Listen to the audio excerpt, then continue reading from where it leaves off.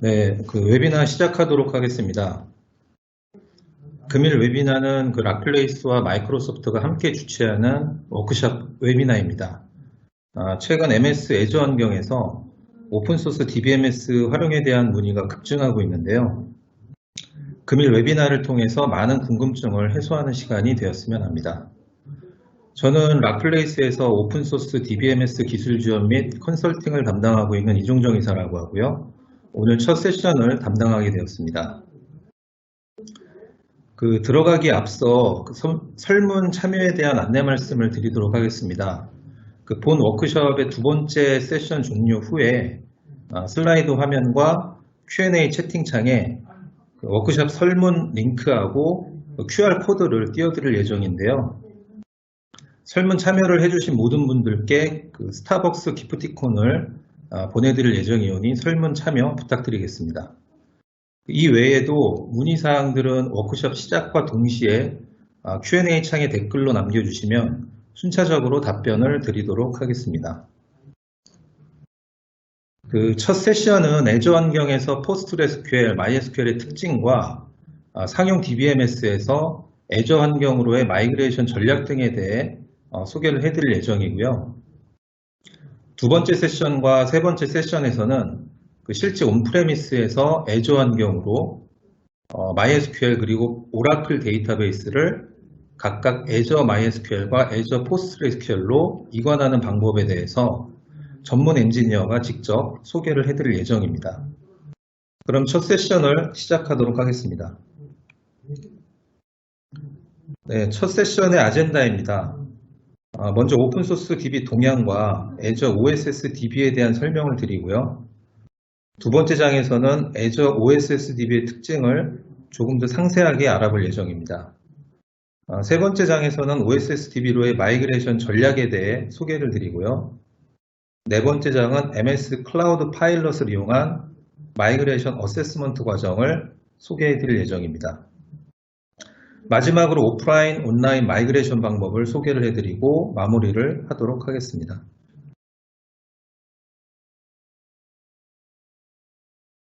먼저 오픈소스 DBMS 시장 현황에 대해 살펴보도록 하겠습니다. 가트너가 2018년에 발표한 내용인데요. 2022년까지 70% 이상의 신규 개발 어플리케이션은 오픈소스 DB를 이용할 것이며 50% 이상의 기존 업무가 상용 DBMS에서 이관될 전망이다 라고 했습니다. 현 시점 기준으로 보면 전망이 거의 들어맞았다고 볼 수 있는데요. 저희 쪽으로 고객분들이 문의 주시는 내용을 보면 기존에는 오픈소스 DBMS에 대한 단순 문의나 소개 요청 등이 대부분이었지만 최근에는 상용 DBMS에서 OSS DB로의 마이그레이션 문의가 급증하고 있는 그런 상황입니다. 특히나 국내 60% 이상 점유율을 가진 오라클 DB에서 오픈소스 DB로의 마이그레이션 문의가 가장 많고요.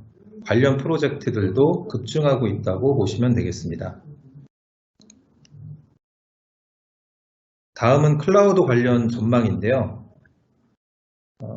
비즈니스 임팩트 오브 더 클라우드 보고서에 따르면 클라우드 서비스를 도입한 후에 타임 투 마켓이 평균 20.6% 증가하였고요. 그다음에 기업 성장률은 19.6%, 그리고 프로세스 효율성은 평균 18.8% 증가하였다고 합니다. 또한 시스코 글로벌 클라우드 인덱스에서는 2021년까지 전체 워크로드의 94%가 클라우드에서 운영이 될 것이다라고 전망하였고요.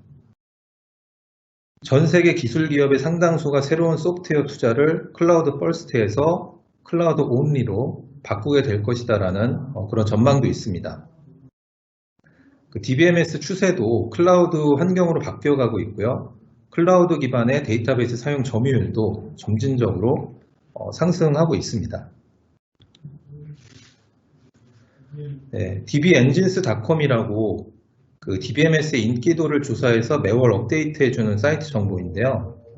보시면 1위부터 6위까지는 거의 변동이 없습니다. 그래서 그 사이에 오늘 소개할 DB가 두 개나 차지하고 있죠. 2위가 MySQL, 그리고 4위가 포스트그레스QL. 그리고 또 다른 오픈소스 DB인 마리아DB도 계속해서 순위가 높아지고 있는 추세입니다. 전체적으로 보시면 알겠지만 오픈소스 DB가 상당 부분 상위에 랭크되어 있는 것을 보실 수 있습니다.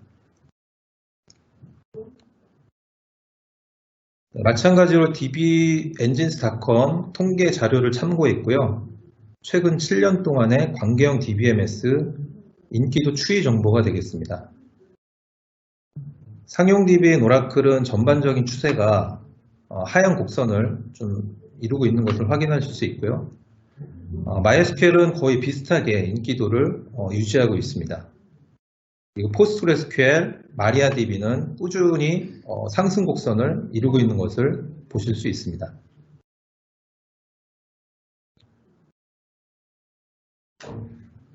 자, 그럼 MySQL, PostgreSQL, MariaDB가 애저 플랫폼으로 오게 되면 어떤 이점들이 생길까요?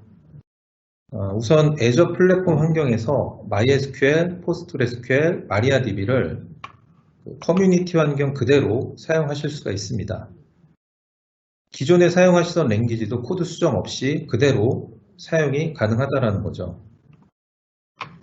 시스템 리소스에 대한 확장, 축소도 플랫폼에서 쉽게 지원을 해주게 되고요. 그리고 애저 플랫폼에 온 것만으로도 데이터 보안이나 각종 컴플라이언스 준수에 대한 그런 문제가 해결이 됩니다. 예전에는 데이터에 대한 보안 때문에 퍼블릭 클라우드로 이전하는 것을 좀 꺼려했다라고 하면 최근에는 오히려 클라우드로 이전하는 이유 중에 하나가 바로 보안 때문이라는 점도 예전과 많이 바뀐 그런 상황이라고 볼 수 있습니다. 클라우드상의 보안이 그만큼 강화되었다는 것을 반증하고 있는 사례가 되겠죠. 애저 환경으로 DBMS를 이전한다면 어떤 플랫폼으로 갈지를 선택하셔야 되는데요. 크게 이아스 환경, 그리고 파스 환경 이렇게 두 가지 중 선택을 하셔야 됩니다. 플랫폼별로 고객과 클라우드 사업자가 해야 할 역할이 보시는 바와 같이 색깔로 좀 표기를 했는데요. 다르게 구성이 되어 있습니다. 그래서 온프레미스는 전체 인프라단에서부터 OS, 그리고 데이터베이스, 어플리케이션 모두를 책임지고 관리를 해야 되지만 이아스 환경에서는 인프라단은 클라우드 사업자가 책임을 지게 되고 그 외의 것들은 마찬가지로 고객이 관리를 해야 되기 때문에 온프레미스에서의 그 역할과 큰 차이가 없습니다. 반면에 파스 환경에서는 인프라와 OS 그리고 DBMS까지는 클라우드 사업자가 책임을 지고요. 고객은 데이터와 어플리케이션만 집중해서 관리를 하시면 되겠습니다.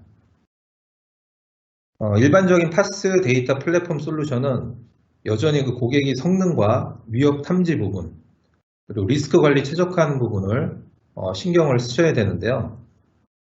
애저 플랫폼에서는 머신러닝 기반의 위협 탐지 및 성능 최적화 기능을 제공하고 있기 때문에 고객의 업무 부담을 훨씬 경감시켜주고 있고 이 부분은 다른 클라우드 공급업체와의 큰 차이점이다라고 보시면 되겠습니다.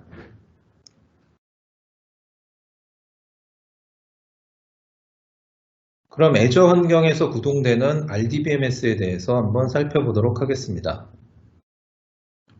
MS SQL, 그리고 SQL DW, 오픈소스 DB인 PostgreSQL, MySQL, MariaDB 등이 있고요.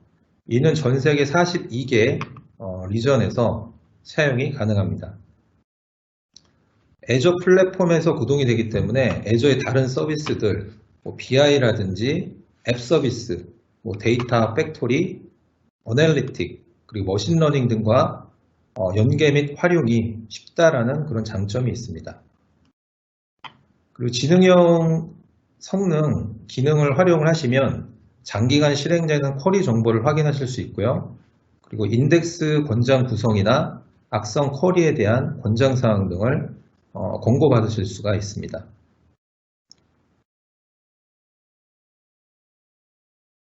다음은 제공하고 있는 서비스 티어에 대해서 설명을 드리도록 하겠습니다. 네, 용도에 맞게 모델을 선택할 수 있는 유연한 가격 체계를 제공하고 있고요. 먼저 베이직 티어는 간단한 계산 및 I/O 성능이 필요한 워크로드 용도로서 개발 업무나 테스트 업무로 사용이 가능하시고요. 그다음에 제너럴 퍼포스 티어 같은 경우는 확장 가능한 I/O 처리량을 갖춘 컴퓨팅, 그리고 메모리가 필요한 대부분의 비즈니스 워크로드에서 사용이 가능합니다. 퍼포먼스 옵티마이저드 티어는 보다 빠른 트랜잭션 처리 및 동시성 향상을 위해서 메모리 성능이 많이 필요한 데이터베이스 워크로드, 예를 들면 실시간 데이터를 처리하는 서버, 그리고 고성능 트랜잭션 분석 앱 등에서 사용을 하실 수 있습니다. 현재 지원하고 있는 버전은 MySQL은 5.6과 5.7과 8.0 지원을 하고 있고요. MariaDB는 10.2, 10.3 버전, 그리고 PostgreSQL은 9.5 버전, 9.6, 10, 11 버전까지 지원을 하고 있습니다.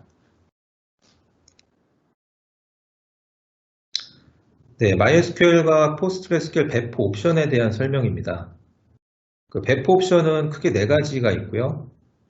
MySQL은 싱글 서버, 그리고 플렉서블 서버. 플렉서블 서버는 아직 이제 프리뷰 서비스 상태고요. 이렇게 2가지를 지원을 하고 있습니다. 그리고 PostgreSQL 같은 경우는 이 2가지 포함하고 하이퍼스케일, 그리고 애저 아크 서비스까지 4가지 옵션을 모두 지원한다라고 보시면 되겠습니다. 각각의 옵션별로 특징을 보면 단일 서버는 다양한 트랜잭션 워크로드에 적합하고요. 그리고 유연한 서버 같은 경우는 고급 사용자 지정, 그리고 비용 최적화가 필요한 워크로드에 적합하다고 보시면 되겠습니다. 하이퍼스케일은 PostgreSQL을 애저 플랫폼에서 안정적이고 안전하게 관리되는 분산 데이터베이스 솔루션으로 변환해주는 옵션이다라고 보시면 되고요. 초고성능 서비스 필요시 또는 100기가가 넘는 대용량 서비스 필요시 사용을 하시게 됩니다. 그리고 애저 아크 옵션 같은 경우는 원하는 인프라에서 쿠버네티스를 사용해서 온프레미스, 엣지 및 다중 클라우드 환경에서 애저 데이터 서비스를 실행할 수 있는 환경이라고 보시면 되겠습니다.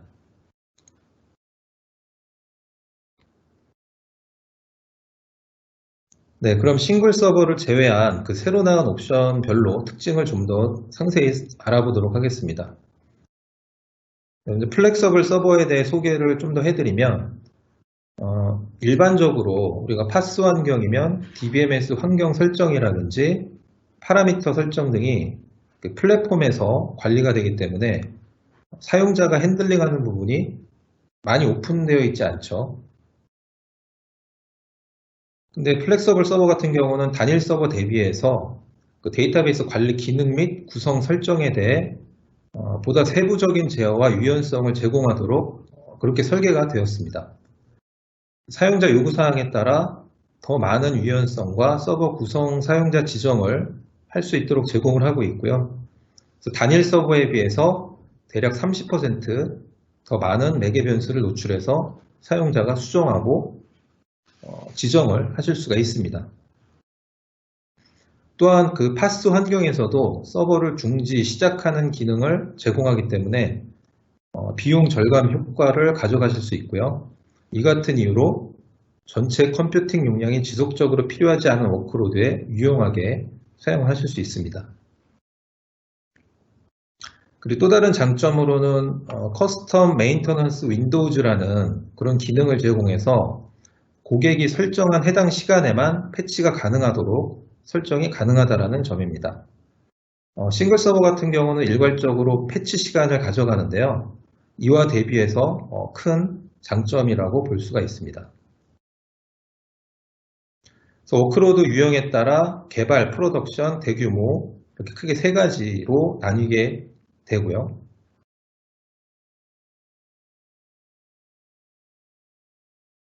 네, 이 비교 자료는 이제 참고로 보시면 되겠고요. 향후에 그 플렉서블 서버가 이제 GA가 나게 되면 싱글 서버 대비 지원하는 기능이 많아서 유용하게 활용이 가능하실 것으로 기대를 하고 있습니다. 아까 이제 설명드렸던 파스 환경이지만 서버를 중단하고 시작할 수 있는 그런 기능들, 그리고 커스텀 메인터넌스 윈도우 기능을 제공을 함으로써 패치 시간을 사용자가 임의로 설정할 수 있는 그런 기능들을 제공한다는 그런 내용이 되겠습니다.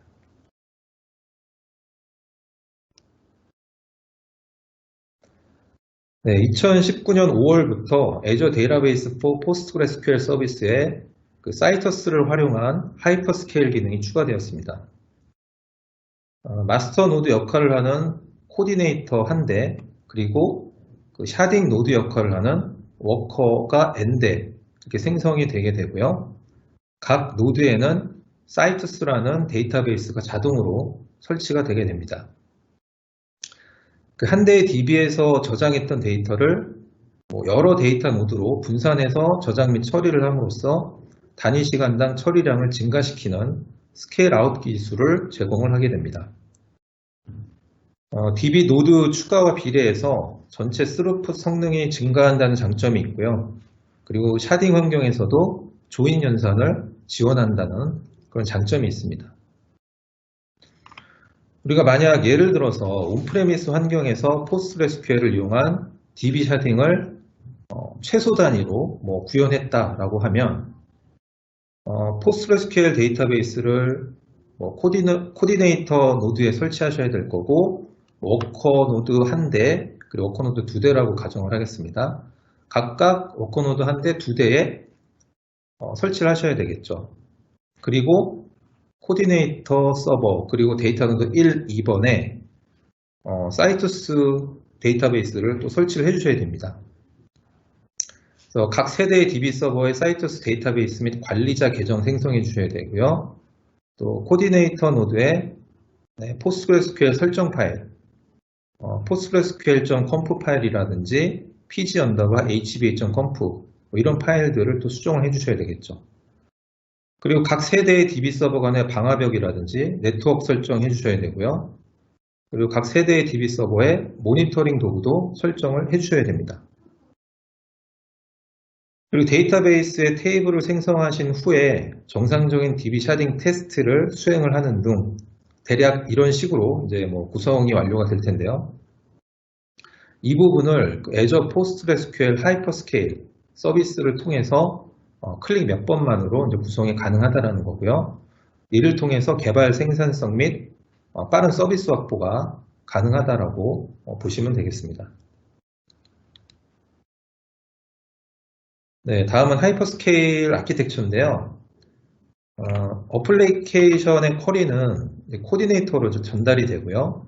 그리고 코디네이터는 워커 노드에 릴레이 쿼리를 수행을 하게 됩니다. 각각 릴레이 쿼리를 수행을 하게 되고요. 그 처리된 결과셋은 다시 코디네이터에 반환이 되게 되는데요.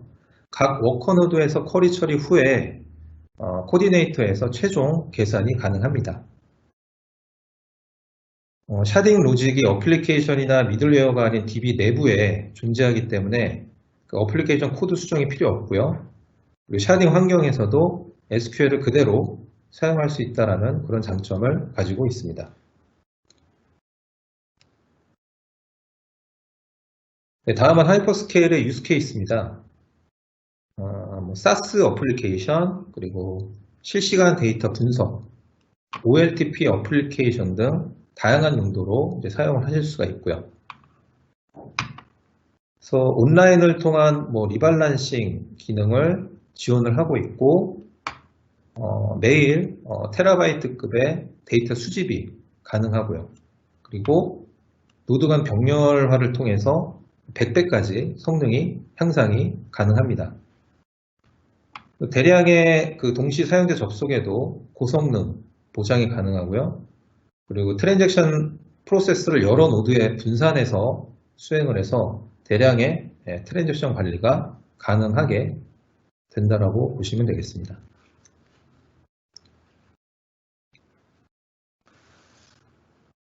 네, 다음은 그 Azure 데이터베이스의 특징에 대해서 조금 더 살펴보도록 하겠습니다. 첫 번째로 보안 부분입니다. 그 보안은 크게 데이터에 대한 보안과 그 규제 준수에 대한 보안 두 가지로 나눠볼 수 있는데요. 여기서는 데이터에 대한 보안 설명이 되겠습니다. 데이터 보안은 레이어링된 접근 방식, 즉 여러 겹 둘러싸인 구조를 가져감으로써 심층 방어를 하는 게 중요한데요. 이를 위해 애저 플랫폼에서는 인증, 그리고 접근 제어, 그리고 데이터 보호와 같은 다양한 기법으로 데이터 보안 서비스를 제공을 하고 있습니다.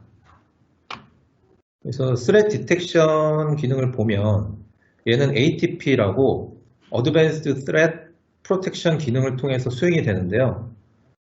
비정상적인 데이터베이스 액세스나 SQL 인젝션, 그리고 의심스러운 쿼리 패턴에 대한 경고를 해주게 됩니다. 그래서 이를 통해서 보안 전문가가 아니더라도 데이터베이스에 대한 잠재적 위협을 간단하게 해결하실 수가 있고요. 빌트인 암호화 기법을 사용하기 때문에 적은 오버헤드로도 강력한 보안 수행이 가능합니다. VNet 서비스는 프라이빗 네트워크를 활용한 서비스고요. 그 버추얼 네트워크 내부에서 데이터베이스 운용 시 사용을 하게 됩니다. 자동적으로 오디팅 및 로깅을 수행함으로써 강력한 보안 모니터링이 가능하고요. VNet 서비스 엔드포인트를 활용하시면 그 데이터베이스를 향한 모든 트래픽을 애저 네트워크 내에서 유지를 하실 수 있습니다. 따라서 더 안전한 접근 제어와 함께 애저 리소스를 더욱더 안전하게 보호를 하실 수가 있죠.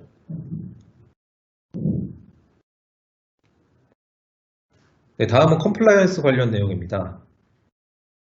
MS 애저는 그 다른 클라우드 사업자보다 가장 포괄적인 컴플라이언스를 제공하고 있는데요. 여러 지역과 산업별로 90개 이상의 규정을 만족하고 있습니다. 그래서 애저 플랫폼에 있다는 것만으로도 다양한 컴플라이언스를 준수할 수 있다라고 보시면 되겠습니다.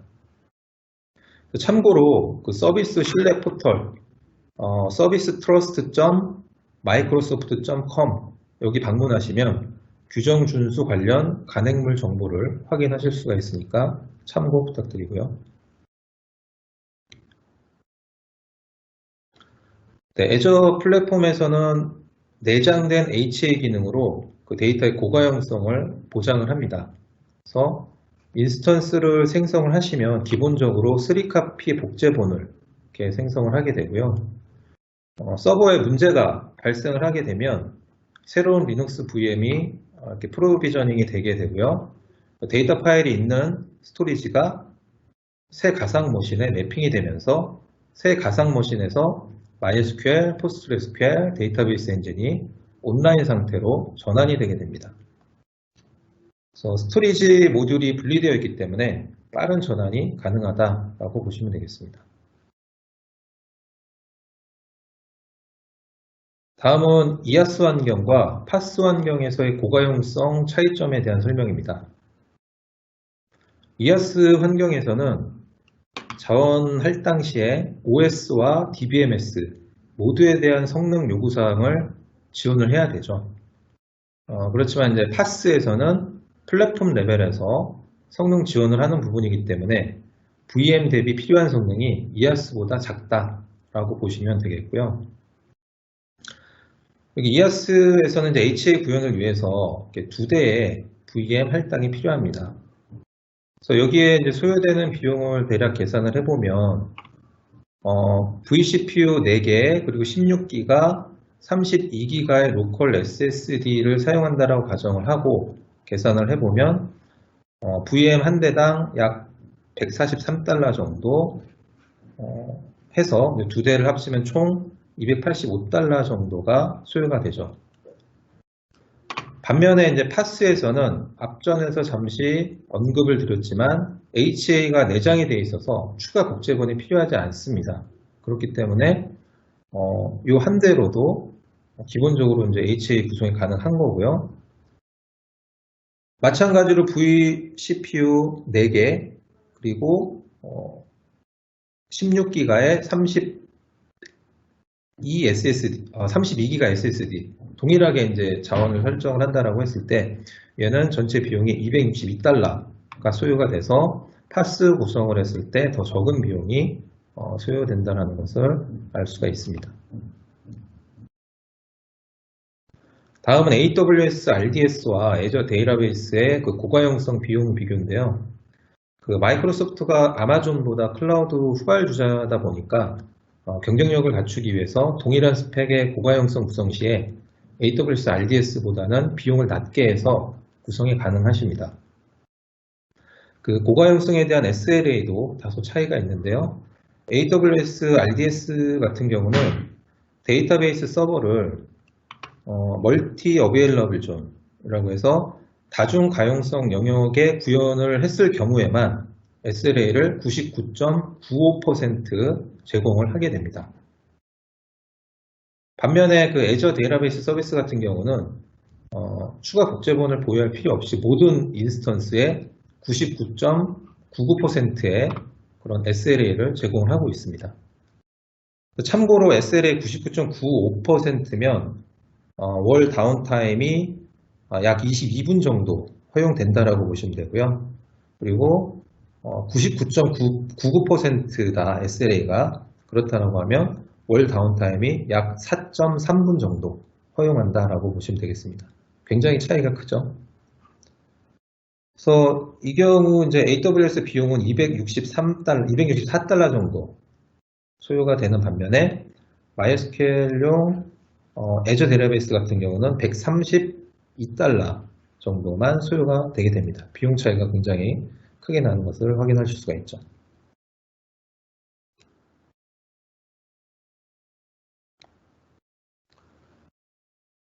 네, 애저는 그 서버와 스토리지 레이어가 분리되어 이제 관리가 되고 있는데요.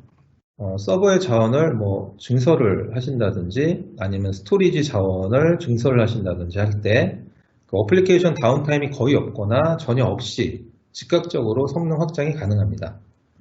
자원 증설 후에 이전 서버의 스토리지로 전환해서 기존 DNS 이름에 매핑하는 데 걸리는 시간이 대략 15초에서 20초 정도 소요가 된다라고 보시면 되겠습니다. 다음은 백업과 리스토어 부분인데요. 여기 보시면 LRS 그리고 GRS라고 되어 있는데 LRS는 로컬 중복 저장소로 기본 지역의 단일 물리적 위치 내에서 데이터를 동기적으로 3번 카피하게 되고요. 그리고 GRS 같은 경우는 지역 중복 저장소로 기본 지역에 있는 데이터를 동기적으로 3번 복사한 후에 그 보조 지역의 물리적 위치에 데이터를 비동기식으로 한 벌 더 복사하는 방식이 되겠습니다. 고가용성이 필요한 응용 프로그램 같은 경우는 기본 지역에서 GRS를 사용하는 것을 권장을 드리고 있습니다. 네, 그리고 포인트 인 타임 리커버리라고 해서 이제 시점 복원 같은 경우는 기본 데이터 보존 기간이 이제 7일이 되고요. 최대 35일까지 보존이 가능하다라고 보시면 되겠습니다. 전체 백업은 매주 수행을 하고요. 차등 백업은 하루에 2번 수행을 하고 트랜잭션 로그 백업은 5분마다 수행을 해서 유연하게 데이터 백업 관리를 하실 수가 있습니다. 다음은 모니터링 내용입니다. 빌트인 모니터링 제공을 함으로써 워크로드에 대한 문제를 해결하고 최적화할 수가 있습니다. 애저에서 성능 매트릭의 빈도는 1분으로 되어 있고요. 30일간의 성능 기록을 제공을 하고 있습니다. CPU와 메모리, 그리고 I/O 성능, 스토리지 유시지와 같은 기본 인프라 정보에서부터 액티브 커넥션, 커넥션 페일드 정보, 그리고 세컨드 비하인드 마스터. 세컨드 비하인드 마스터 같은 경우는 MySQL 리플리케이션 환경에서 마스터와 슬레이브 서버의 그 데이터 갭 차이를 확인할 수 있는 지표인데요. 이런 중요한 DB 정보도 확인이 가능합니다. 그리고 특정 성능 지표에 대한 그 인계치 값을 설정하고 알람을 받을 수 있는 그런 기능도 제공하고 있으므로 성능 관리도 쉽게 수행을 하실 수가 있습니다. 네, 우리가 DB를 사용하시다 보면 느린 쿼리가 발생하기 마련인데요. 애저 플랫폼에서는 탑 쿼리 확인이 가능하고 기간 및 조건 등을 정해서 원하는 시점에 성능 조회도 가능하십니다. 그리고 쿼리 스토어를 활성화를 하시면 AI 기능을 이용한 성능 분석이 가능하고요. 그리고 인덱스 생성 및 쿼리 튜닝 등에 대한 그런 권고사항을 확인을 하실 수가 있습니다. 네, 다음은 MySQL과 PostgreSQL의 로그 관리에 대한 부분이 되겠습니다. MySQL을 사용하시면 그 슬로우 쿼리 로그를 많이 활용을 하실 텐데요. 애저에서는 기본적으로 비활성화되어 있습니다. 그래서 사용하시려면 사전에 활성화를 해주셔야 되고요. 그리고 슬로우 쿼리 기준이 된 디폴트 값은 10초가 되겠고, 그 내용은 이제 환경에 맞게 수정을 해주시면 되겠습니다. 로그는 생성 후에 7일 동안 사용하실 수 있고요. 로그 사이즈가 7기가를 초과하게 되면 오래된 내용부터 로그 파일이 삭제가 되게 됩니다. 네, 피지에서는 그 로그 리텐션 데이즈를 설정을 해서 DB 로그 보관 기간을 정의하는데요. 기본값은 3일이고 최대값은 7일입니다. 최대 1기가의 로그 파일 저장이 가능하고요. 그리고 1기가가 넘게 되면 새 로그 저장을 위해서 보존 기간에 상관없이 가장 오래된 파일부터 삭제가 되게 됩니다. 성능 문제를 분석을 하시려면 로그 스테이트먼트 이 파라미터 값을 all로 구성을 해주셔야 되고요. 그 로그 파일은 1시간마다 또는 100메가 크기 이 둘 중에 먼저 도래하는 시점마다 교체가 되니까 이 정도 참고를 해주시면 되겠습니다. 네, 리플리케이션은 DBMS의 가용성 및 부하 분산을 위한 중요한 기술이 되겠습니다. 그래서 마스터에서는 라이트 업무 그리고 리드 업무가 수행이 되고요. 복제된 슬레이브 노드에서는 리드 업무가 수행이 되면서 리드 업무를 분산해서 사용하실 수가 있게 되겠고요. 마스터의 장애가 발생을 하게 되면 다른 복제본이 마스터 역할을 함으로써 가용성을 유지할 수도 있는데요. 애저 환경에서도 MySQL 네이티브 피처인 빈로그 복제를 사용하실 수가 있습니다. 그래서 동일한 애저 영역에서 최대 5개의 읽기 복제본을 생성을 하실 수가 있고요. 플렉서블 서버 같은 경우는 최대 10개까지 읽기 복제본을 설정을 하실 수가 있습니다. 네, 이 장에서는 그 자사에서 제공하고 있는 DB 마이그레이션 방법론을 간략하게 소개를 해드리고자 합니다. 크게 5단계로 나눠서 설명을 드리도록 하겠습니다. 네, 첫 번째 이제 환경 분석. 이 부분은 이제 내부 자체 템플릿을 통해서 고객과 인터뷰를 수행을 하고 DB 이행에 대한 비즈니스 요구사항을 산출하는 작업을 진행을 하게 되고요. 두 번째 진단 및 계획 부분에서는 첫 번째 환경 분석을 통해 나온 결과를 가지고 타겟 시스템의 자원 할당 등에 대한 계획을 세우게 되고요. DB 이행 시의 호환성 체크 및 공수 산정하는 작업을 진행을 하게 됩니다. 세 번째 마이그레이션 단계에서는 앞서 설정한 계획에 따라 스키마, 데이터 및 오브젝트들에 대한 전환 작업을 수행하게 되는데요. 동기종인지 이기종인지에 따라서 난이도가 달라지고 이기종일 경우에는 데이터, 오브젝트, 어플리케이션 변환 작업을 수행을 하게 됩니다.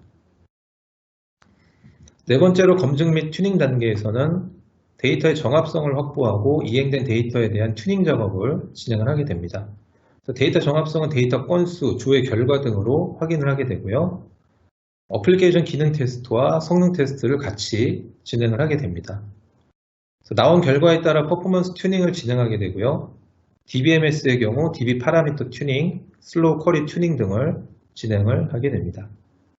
마지막으로 교육 및 기술 이전 단계에서는 마이그레이션 사항에 대한 교육 및 기술 이전을 수행을 함으로써 전체 마이그레이션 프로세스가 종료된다라고 보시면 되겠습니다.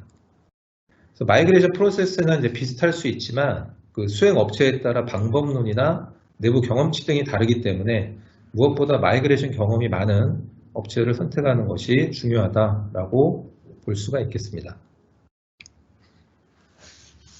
네, 1단계 환경 분석에서는 에지이즈 분석으로 어플리케이션 및 DBMS의 구성 환경을 분석하는 단계가 되겠습니다. 크게 운영 현황 분석, 그리고 사용 중인 DBMS 분석을 진행을 하게 됩니다. 그래서 운영 현황 분석에서는 자원 사용 현황, 인스턴스별 유시지라든지 라이선스 비용, 네트워크 어떻게 구성되어 있는지, 또 이중화 및 DR 구성 이런 것들을 분석을 하게 되고요. 만약에 현재 이제 사용 중인 DB를 오라클이라고 가정을 하신다라고 하면, 오라클 DB 분석 시에 엔터프라이즈 버전에서 주로 사용하는 기능들은 무엇인지, 그리고 또 이에 대한 워크어라운드 방법은 있는지, 히든 파라미터 사용을 하고 계신지, 에로빅 컬럼을 또 사용하고 있는지, 이런 등등을 또 확인하게 된다라고 보시면 되겠고요. 2단계 진단 및 계획 부분에서는 어플리케이션 서비스를 분석하고 DBMS 스키마 작업을 수행을 하게 됩니다. 이 기종일 경우에는 데이터 타입을 맞춰주는 작업을 진행을 하게 되죠. DB 오브젝트의 경우 호환되는 오브젝트 이외의 오브젝트는 신규 DBMS에 맞게 새로 작성이 필요하게 됩니다.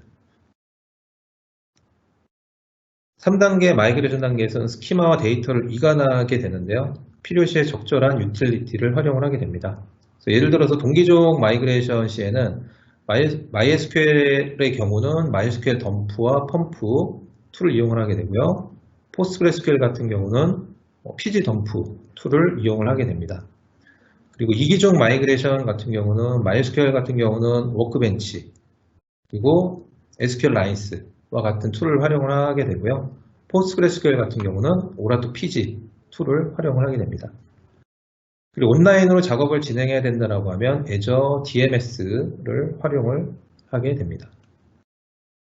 그래서 어플리케이션 같은 경우도 접속 방법이라든지 비호환되는 그런 SQL문 같은 경우는 이관하는 DBMS에 맞게 수정을 하게 된다라고 보시면 되겠고요. 4단계 검증 및 튜닝 단계에서는 데이터 이관 후에 데이터 정합성을 체크하고 어플리케이션의 기능 테스트, 그리고 성능 테스트를 수행을 하게 됩니다. 성능 이슈가 발생되면 어플리케이션과 웹, 와스, DBMS별로 튜닝을 수행을 하고 통합 테스트를 수행을 하게 됩니다. 이러한 프로세스를 여러 번 반복하면서 성능 이슈를 잡아나가게 됩니다. 마지막 단계로 교육 및 기술 이전 단계인데요. 마이그레이션 교육을 통해서 기술 이전을 수행하는 단계가 되겠습니다. 새로운 DBMS에 대한 운영, 그리고 개발 가이드 등을 제공을 하게 되고요. 그 프로젝트 진행 시 작성되는 워킹 산출물 등을 제공을 하게 됩니다. 이를 통해서 고객사에서는 새로 변경한 DBMS에 대한 기술 내재화의 어떤 기초를 다지실 수 있다라고 보시면 되겠습니다. 네, 그 DB 마이그레이션 수행 전에 공수 산정을 위한 어세스먼트 하는 단계가 필요한데요. 4장에서는 이를 쉽게 구현을 해주는 MS 클라우드 파일럿에 대해서 소개를 해드리도록 하겠습니다.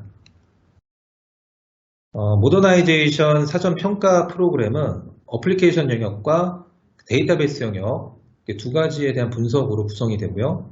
글로벌 차원에서 검증된 유니파이 클라우드사의 클라우드 파일럿, 그리고 클라우드 리콘이라는 툴을 활용해서 수행을 하게 됩니다. 사전 평가를 수행을 하면 어플리케이션과 데이터베이스별로 클라우드 적합도, 그리고 코드 변경 사항, 그리고 비용 분석에 대한 리포팅 자료를 확인을 하실 수가 있습니다.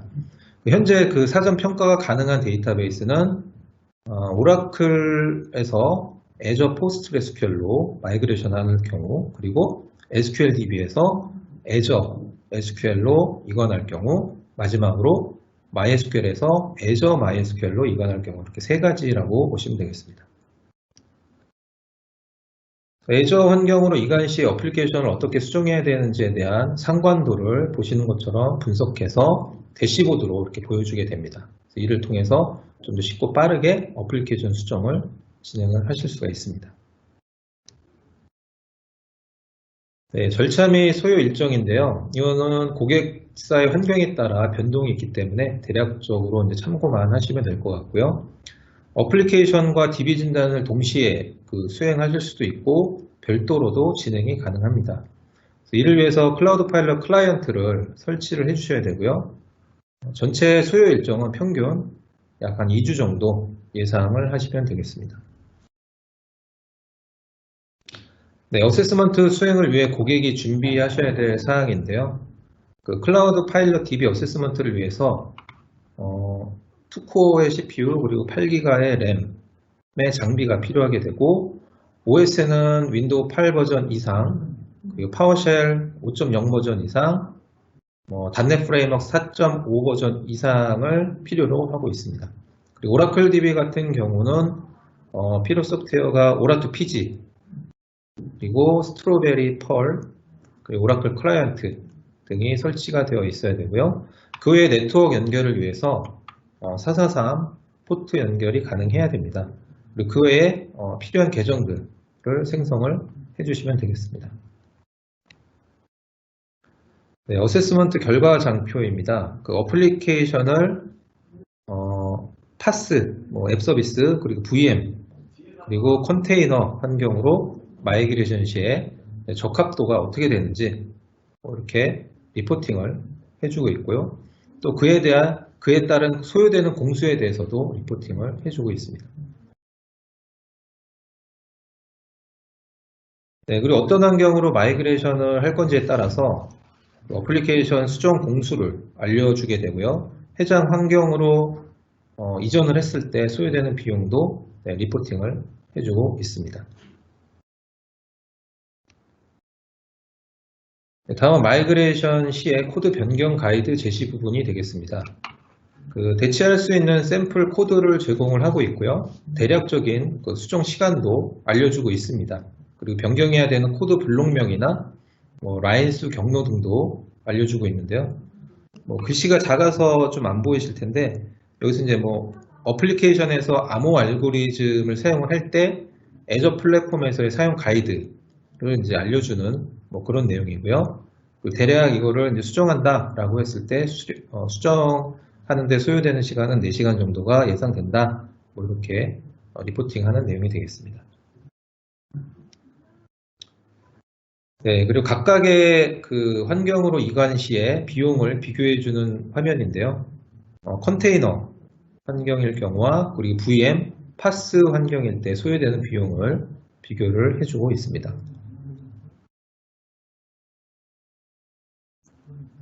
네, 다음은 오라클에서 애저 포스트그레스QL 마이그레이션 분석 화면이 되겠습니다. 여기 보시면 오브젝트별로 이관되어야 되는 오브젝트 개수를 통계내서 보여주고 있고요. 그리고 오브젝트 변환 시에 소용되는 예상 시간도 보시는 바와 같이 알려주고 있습니다. 자, 변경해야 되는 상세 가이드 내용인데요. 여기 보시면 이제 인덱스 관련해서 자동으로 변환이 되는 부분과 그렇지 않은 부분에 대해서 쭉 이슈 디테일, 레커멘데이션 이 부분에 대해서 이제 설명을 하고 있고요. 대략적인 수정 시간은 147분 정도 예측된다고 알려주고 있습니다. 자, 그 외에도 오라클에서 사용하는 방식을 포스트그레스QL에서는 어떻게 사용해야 되는지 지원되는 쿼리 그리고 함수 등을 비교해서 설명을 해주고 있습니다. 네, TCO 분석도 해주는데요. 온프레미스에서 애저로 데이터 마이그레이션 시에 최대 5년까지 TCO를 보시는 것처럼 이렇게 분석을 해주고 있습니다. 그래서 온프레미스에서 애저로 이관 시에 적절한 사이딩 정보, 그리고 토탈 컴퓨트 비용, 토탈 스토리지 비용 등을 확인을 하실 수가 있습니다. 네, 마지막으로 마이그레이션 부분이 되겠습니다. 먼저 온프레미스 포스트그레스QL에서 애저 포스트그레스QL로의 이관 방법에 대해서 살펴보도록 하겠습니다. 크게 오프라인 이관 방법과 온라인 이관 방법 두 가지로 나눠서 설명을 드리겠습니다. 오프라인 이관 방법은 비교적 작은 100에서 150기가 정도 데이터 미만 데이터베이스의 경우에 이제 사용을 하시게 되는데요. PG 덤프 명령을 이용을 해서 온프레미스 DB 백업을 수행을 하시고요. 그리고 생성된 덤프 파일을 애저의 블락 저장소에 복사한 후에 블락 저장소에서 복원을 수행을 하게 됩니다. 그래서 인터넷을 통해 복원을 하시는 것보다는 애저의 블락 저장소에서 복원을 수행을 하시는 것이 속도상에서 훨씬 빠르기 때문에 공고를 드리고요. 특정 테이블만 마이그레이션이 가능하고 또 복원 속도 향상을 위해서 백업 시에 -FC 옵션을 사용을 하실 수가 있습니다. 다음은 온라인 이관 방법인데요. 온라인 이관 방법은 Azure 데이터베이스 마이그레이션 서비스를 이용을 하시게 됩니다. 사전에 하셔야 될 사전 작업이 있는데요. 먼저 PG 덤프 유틸리티를 이용을 해서 DB의 스키마를 마이그레이션을 해주셔야 됩니다. 그래서 이관 대상 서버에 그대로 스키마 복원을 해주시고요. 그 다음에 이제 Azure DMS에 인스턴스 생성하고 프로젝트를 생성을 하신 후에 온라인 마이그레이션을 수행을 하시면 되겠습니다. 주의사항으로는 기존 테이블의 기본 키가 이제 필수로 필요하고요. 대상 스키마에서 외래 키는 사전에 제거를 해주셔야 됩니다. 그리고 추가로 대상 PG에서 트리거를 또 사용하지 않도록 설정을 해주셔야 됩니다. 네, 다음은 오라클에서 Azure PostgreSQL로의 마이그레이션 방법인데요. 이 부분은 마지막 세션에서 직접 마이그레이션 수행을 하면서 설명을 드릴 예정이니 참고하시기 바라겠고요. 오프라인 방법으로는 오라트 PG를 활용을 해서 스키마 데이터 마이그레이션을 수행을 하게 됩니다. 사전 준비사항으로 오라클과 포스트그레스QL 드라이버 설치가 필요하고요. 그리고 성능 향상을 위해서 오라클 서버에서 통계정보 수집을 미리 해주시기를 권고를 드립니다. 그리고 온라인 마이그레이션 같은 경우는 아직 이제 프리뷰 서비스고요. 조만간 이제 지혜 예정인데요. 마찬가지로 먼저 오라트 PG 도구를 이용해서 스키마 마이그레이션을 먼저 해주셔야 돼요. 먼저 해주시고 그 이후에 Azure DMS 인스턴스 생성하고 프로젝트 생성을 하셔서 마이그레이션을 수행을 해주시면 되겠습니다. 오라클 같은 경우는 사전에 아카이브 모드로 설정을 해주셔야 되고요. 그리고 서플리멘탈 로깅 설정을 사전에 해주셔야 되니 이 점 참고해 주시기 바라고요. 네, 다음은 MySQL 마이그레이션 방법이 되겠습니다. 네, Azure MySQL로의 마이그레이션은 이 시간이 끝나고 바로 다음 세션에서 상세 설명을 드릴 거고요. 잠깐 보시면 오프라인 방법으로는 MySQL 덤프를 이용을 해서 이제 백업을 수행을 하시고요. Azure MySQL에 복원을 수행하는 방식으로 진행을 하게 됩니다. 마찬가지로 복원 속도 향상을 위해서 백업받은 덤프 파일은 Azure 블랍 저장소에 업로드를 하신 후에 복원을 수행을 하실 것을 추천드립니다. 온라인 방법으로는 앞서와 마찬가지로 사전에 스키마 마이그레이션을 먼저 해주시고요. MySQL 덤프라든지 워크벤치 도구를 이용을 해서 스키마 마이그레이션을 먼저 하신 후에 Azure DMS에 인스턴스 생성하고 프로젝트 생성하신 후에 마이그레이션을 수행을 하시면 되겠습니다. 참고로 MySQL 8.0으로의 마이그레이션은 아직 지원하지 않으니 참고하시면 되겠고요. 네, 이 장표는 오라클에서 Azure PostgreSQL로 마이그레이션을 할 때 3년간의 TCO를 분석한 내용인데요. 오라클 클라우드 서비스와 온프레미스의 엔터프라이즈 에디션을 비교를 했을 때 Azure PostgreSQL로 이관을 하시면 최대 95%까지 비용 절감이 가능하다라는 그런 내용이 되겠습니다. 그래서 여기 보시면 토탈 카펙스 같은 경우는 얘는 이제 라이센스 소요 비용으로 보시면 되겠고요. 여기 애뉴얼 서포트에서 오펙스라고 나와 있는 부분은 전체 라이센스 비용의 22%에 해당하는 유지보수 비용으로 보시면 되겠습니다. 네, 이제 마지막 장표인데요. 저희 락플레이스에서는 다양한 소스 DBMS, 오라클이라든지 MySQL, PostgreSQL, AWS 등을 앞에서 소개해드린 어세스먼트 툴 그리고 마이그레이션 툴 등을 이용을 하고 자체 마이그레이션 방법론을 활용을 해서 좀 더 쉽고 빠르게 Azure 환경의 DBMS로 이관을 지원을 하고 있습니다. 그래서 동일 기종의 DBMS 혹은 이기종의 DBMS, 오프라인 방식인지 온라인 방식인지 어떤 방식을 사용할지 어세스먼트 결과에 따라서 최적의 마이그레이션 방법을 채택해서 수행을 하고 있으니까요. DB 마이그레이션에 관심 있으신 분들은 언제든지 저희에게 연락을 주시면 감사하겠습니다. 네, 그럼 이것으로 제 세션을 마치도록 하겠습니다. 수고 많으셨고요. 다음 세션은 MySQL 마이그레이션 데모 설명으로 10분 후에 바로 진행을 하도록 하겠습니다. 네, 감사합니다.